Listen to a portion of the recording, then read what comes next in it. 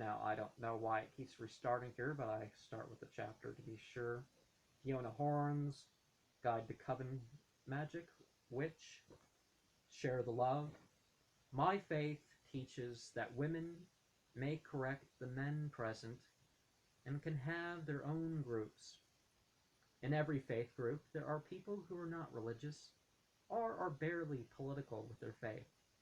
You know, there's almost no role in their citizenship in terms of how they, whatever faith they hold. It may be important to hold formal and informal gatherings. Fiona Horne's informal gatherings include demonstrations of conjuring, what people in prophet of God-based faiths would consider demons, and enchanting those present in order to make the rituals part of life. Al-Quran 36:60-64 warns us of how we should not do service to Satan by treating other than God like associate gods. A person suffering or merely going through hardship can be treated special and consoled as part of the gathering. People can also make a ritual out of a movie or documentary night. A person does not have to be a witch to appreciate a symbolic tea party. A person can make a spoon or other piece of cutlery to give like men used to do when courting a woman. Nowadays, a person might be better to decorate a spoon or something to serve your purpose. Some reading this or watching the video may know that I oppose art for art's sake and oppose graven images. However, I am for the concept of religious or spiritual art, reserving such for sacred use or having talismans and dedication of objects. Chains, lockets, bells, keys, keyholes, flowers, other plant material, minerals, and animal fragments can be put to good use. I don't believe in amulets or charms, though. And I've said elsewhere, you know, a talisman is something that you have meaning in, you know, people with their wedding rings and their class rings and stuff. Oh, this reminds me of this. I've used this. An amulet is something you think it has its own power, rather than the power is yours, the power is God's. That's a talisman. But anyways, an amulet's charms, though. In closing this bit, I would like to remind you of exorcism and other ways to heal by representing or bringing up specifics. How spells work. You may have noticed something among those who say, I don't believe in organized religion, or scripture is just poetry and prose. These tend to be the people who memorize or try to compose their own, which usually falls far short of the worst of adulterated, the worst of adulterated scripture. They're on the left, or over there. I see a couple over there.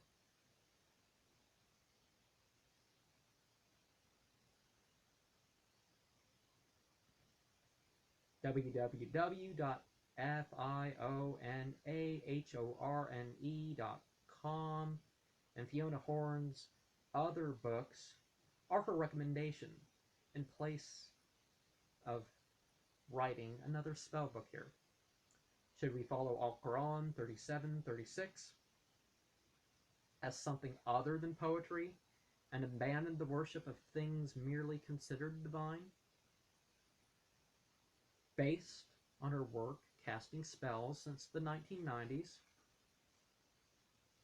of the secular era, she doesn't expect much from her practices, but good feelings. She teaches us to stick with it and believe in it by itself. I will tell you, there are 3 parts to ritual. The ritual itself, the meaning, and the further thought or experience. Try to have all 3. The most important is the meaning. but always try your best at getting the right. Different spelling, so time to time. Hey, this is fun.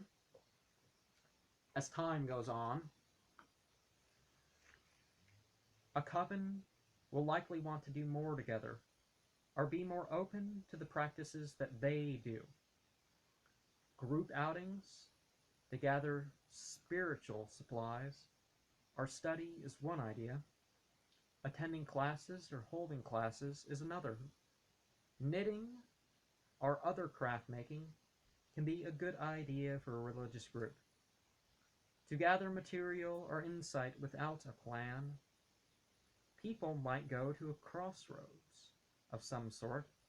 Some people work to clean or otherwise improve a public space. Some might work in order so others can do environmental work. Art with natural materials in the woods, or something like that, doesn't have to be pagan or heathen. Stomach hurts today, kind of ate too much food, so if I look a little different, that's why.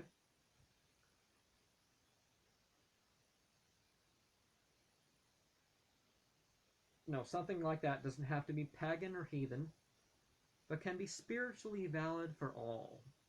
I myself used to set up wood henges, stone circles, put designs in chalk, or lines in dirt or sand, and other such things in my public places of prayer or meditation. Sometimes a small group might join in festivals of larger faith groups, or be one of a number of groups that join together for a special occasion. In that same way, they might either visit more widely recognized sacred sites or the centers of so-called orthodox religions. Room for improvement. Every individual and group needs to abandon stubborn clinging to the idea that they either can't improve or they can't be living their path any more perfectly.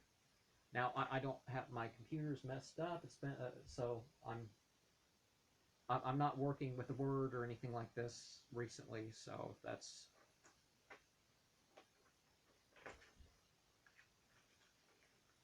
Leaders are meant to lead rituals, teach, and console.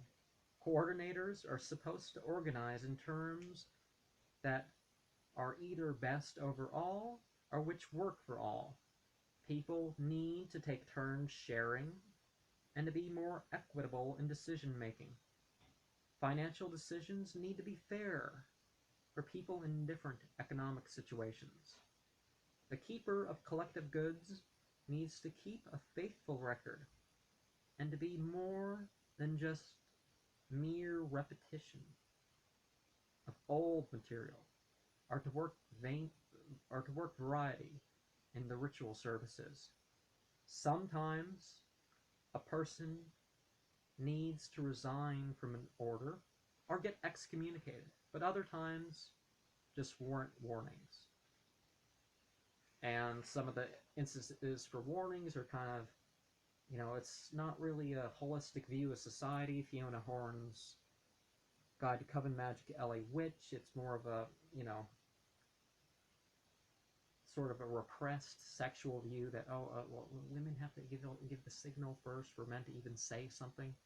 Now, a certain touching, you don't do that ever until you get permission under any sort. But anyways, Al-Quran 37, 1 through 3 can allude to how those arranged in rows can exercise and bring a remembrance of God.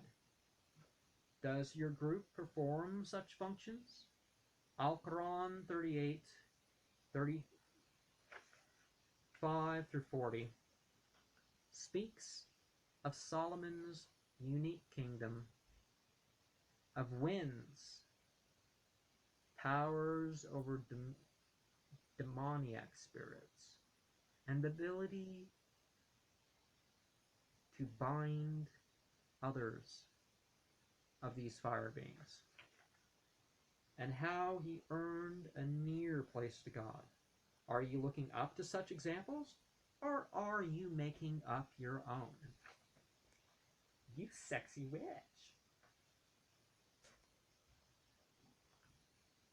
Sexuality is a natural part of life, and it can be used sacredly.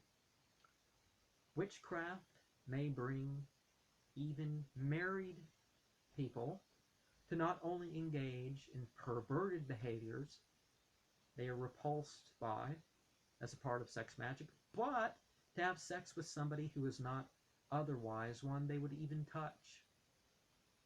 Some of this was done in ways that left one or more of those involved unable to identify one another. Sometimes this great rite would be witnessed by others. Alexandrian Wicca has the sexual rite